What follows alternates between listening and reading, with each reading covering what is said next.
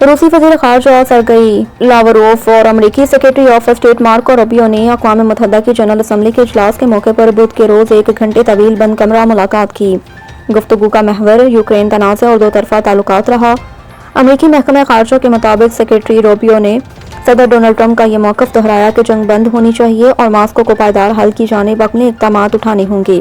रूसी वज़ारत ख़ारजा के बयान में कहा गया कि दोनों फरीक़ैन ने वज़ारती सतह पर मुज़ाकरात जारी रखने और अलास्का समिट के दौरान तय पाने वाले पेशरफ्त को ताल्लुकात की बेहतरी के लिए इस्तेमाल करने पर इत्तफ़ाक़ किया। बयान के मुताबिक लावरोफ ने यूक्रेन तनाज़े के बुनियादी असबाब को हल करने पर जोर दिया। कहा कि मास्को अमरीका के साथ तावन पर तैयार है, ताहम उन्होंने कैफ और बाज़ यूरोपीय ममालिक की जानिब से तनाज़े को तूल देने की नाकाबिले कबूल कोशिश पर शदीद तनकीद की।